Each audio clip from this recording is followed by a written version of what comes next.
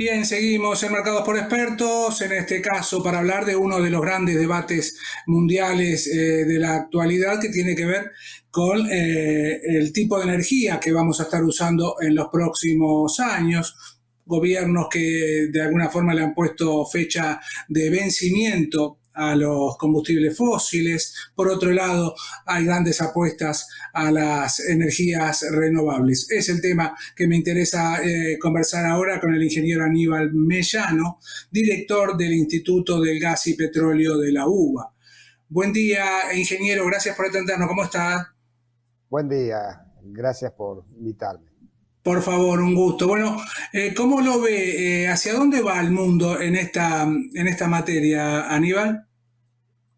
El mundo va hacia donde iba a ir inexorablemente y donde tiene que ir, ya por necesidad también climática. Y solamente se están discutiendo las aceleraciones posibles, no solo las necesarias. Porque hay un encuentro y un acople necesario entre esas cosas. O sea, no es lo mismo decir, cuando ya se estaban descubriendo enormes yacimientos de petróleo a comienzos del siglo XX, que podíamos ir dejando el carbón, por lo menos en los vehículos, por combustibles líquidos. Eso fue una transición que no estuvo exenta de algunas disputas, pero que venció la tecnología. O sea, el aparato militar, dicho fácilmente. El aparato militar británico, cuando la corona británica era prácticamente el control del 900 o el 80% del carbón del mundo, había que mirar el mapa del mundo a ver dónde estaba parado Inglaterra y uno se da cuenta que también estaba parado en yacimientos de carbón. Y cuando el petróleo se estaba imponiendo, el almirantazgo le dijo, señores, y el ejército le dijo, señores, nuestros vehículos tienen que usar combustibles líquidos. No hay duda de eso. Y había posibilidad de hacerlo más rápido. Sin embargo, el carbón no desapareció. Los argentinos solemos creer, hemos perdido un poco la cultura de estudiar estos temas en las escuelas, solemos creer que como nosotros no usamos carbón, no se usa carbón en ningún lugar del mundo. Y el 25% de la matriz energética de Alemania, que es uno de los que anunció su vencimiento, es carbón. Claro. En definitiva, gran parte del mundo, el mundo más del 20% es carbón. O sea que lo primero que hay que sacar es el carbón, no solo los hidrocarburos. Claro. O sea, es mucho más complicado trabajar con carbón para evitar la contaminación, porque está asociado con contaminaciones secundarias mucho más complicadas de controlar, Claro. con la ceniza, con un montón de impurezas que trae el carbón. Con lo cual, el petróleo más el carbón es una masa de energía muy grande, instalada en aparatos llamados motores, de una cantidad de miles de millones en el mundo. Y toda esa transición implica inversiones al mismo tiempo también económicas. O sea que hay un factor tecnológico que si uno dice, bueno, es rápido, lo tiro. Bueno, imagínense los barcos a vapor, no servía nada, o sea, la caldera a vapor no sirve nada, o sea, había que tirar todo. Esa transición tardó décadas. Empezó por las grandes máquinas, empezó por pequeños motores, y imagínense los vehículos, la cantidad de vehículos rodantes que había era muy pequeña. Claro. Estamos hablando de miles de millones de Ahora, Aníbal, ahora en las últimas semanas, decía, en las últimas semanas el gobierno de California, entre otros, ha estado asegurando de que el petróleo tiene vida por 10, 15 años, a lo sumo. Me refiero a los combustibles que alimentan precisamente los motores. ¿Esto es tan así? ¿Se puede decir que es tan taxativo? Por eso hice esa introducción. ¿Hay una transición necesaria? ¿Hay una mejor y más rápida en algunos aspectos? Puede haberla. No está claro en el mundo porque además está claramente atravesado por intereses.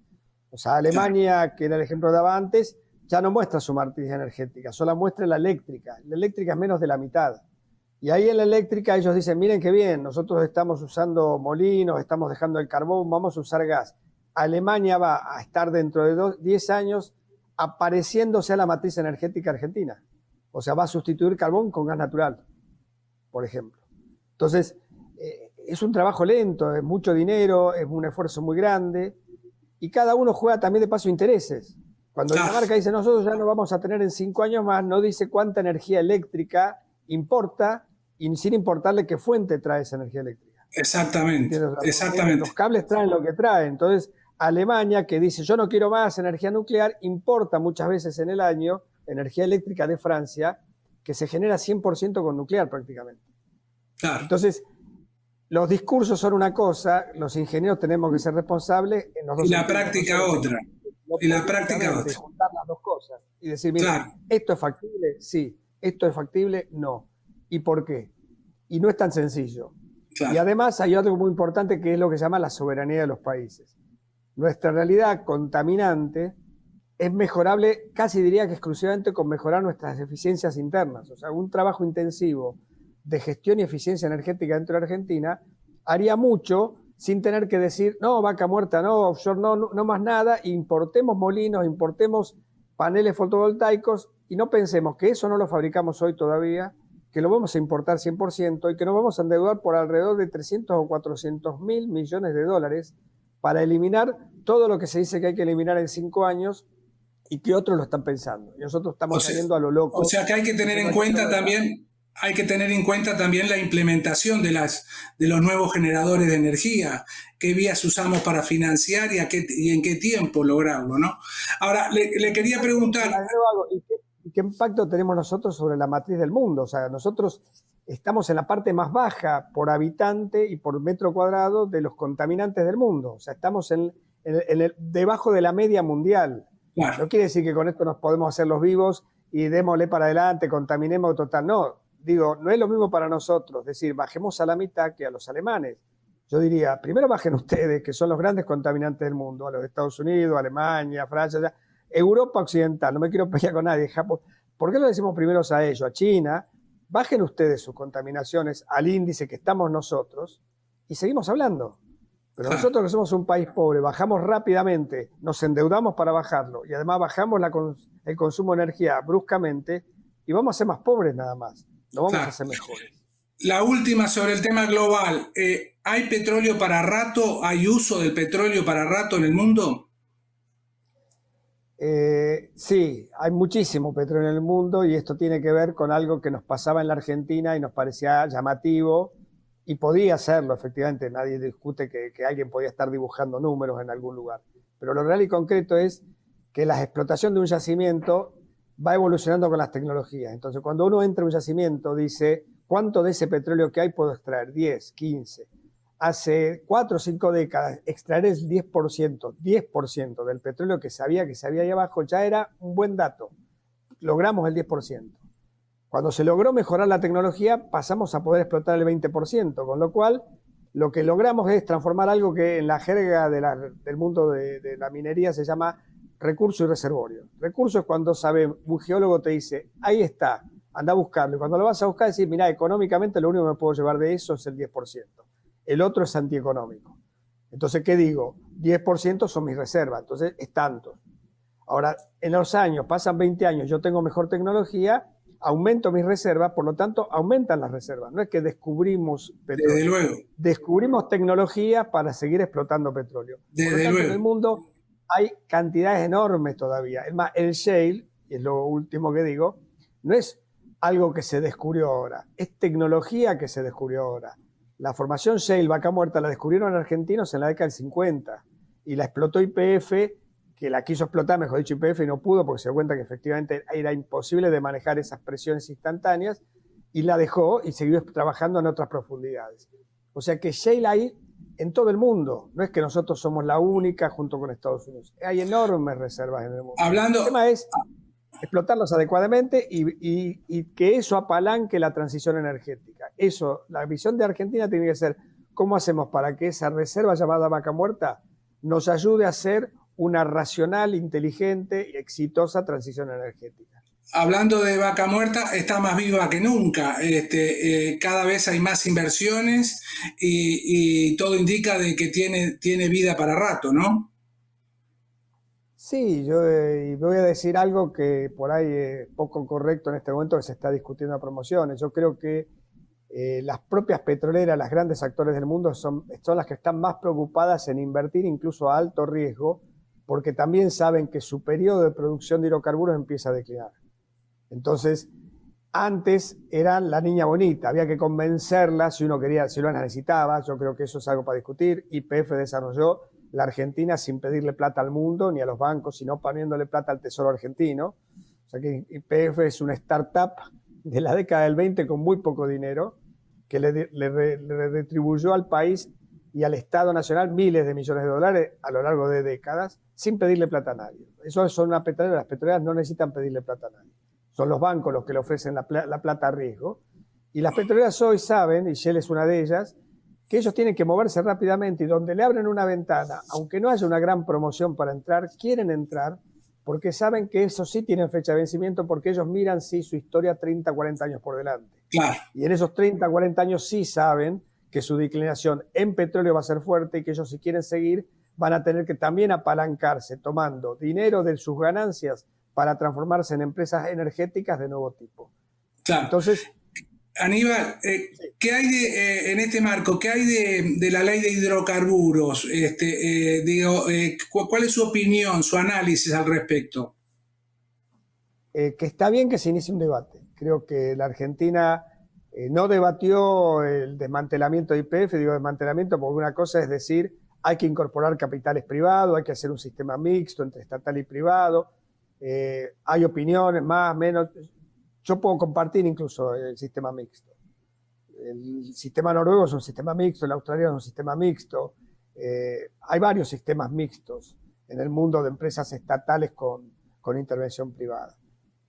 El tema es cómo se hace y para qué se hace. Si solamente se hace para decir, bueno, yo te garantizo una ganancia extraordinaria y a cambio de eso solamente me entregas petróleo, digo, bueno, ¿y qué nos estamos perdiendo? Que la energía en el mundo no es solamente el motor natural que todos entendemos que es la energía, sino es una gran industria. O sea, cuando Alemania dice que pone molinos y le impone a Europa los molinos, es porque no hacen fotovoltaica, porque fabricaban molinos. A ver claro. si se entiende. No es que los metros cuadrados que se necesitaban en fotovoltaica eran mucho más grandes que los molinos para nada.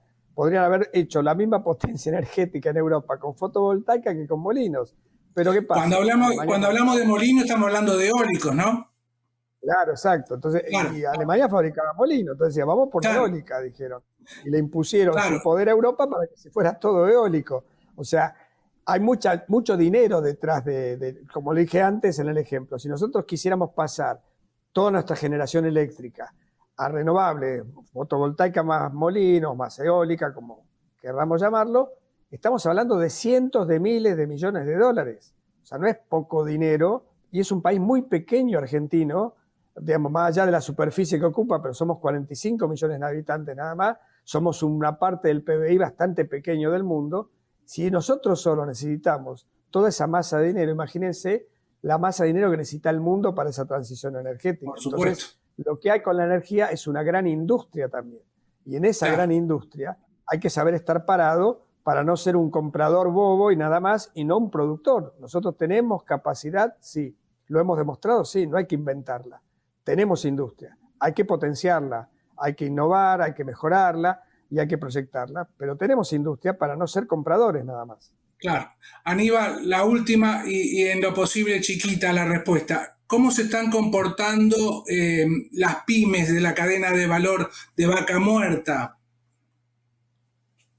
Mira, hay dos mundos pymes groseramente hablando. Uno es un mundo pyme industrial que está básicamente instalado en la zona, llamamos de la Pampa Húmeda, o sea, Buenos Aires, Córdoba y Santa Fe. Ese mundo no ve muchos cambios porque en realidad las demandas son estacionales y lógicas como siempre. Ese mundo se comporta adecuadamente. En todo caso, a ese mundo hay que dirigir innovación y potenciación para poder hacer más productos nuevos para Vaca Muerta que se empezó a requerir y ahora que cambia de escala Vaca Muerta hay que poder ser proveedores nacionales. Hay cosas que se están importando porque no hemos innovado y las pymes solas no lo hacen, en ningún lugar del mundo lo hacen.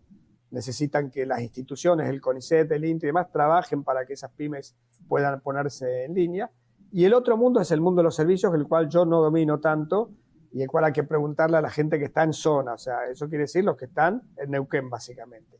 Esas pymes, cómo se mueven los sindicatos, es más del mundo político de la provincia de Neuquén, situación que es bastante complicada a veces de querer explicar, de lo que uno sabe que no es mucho. Claro.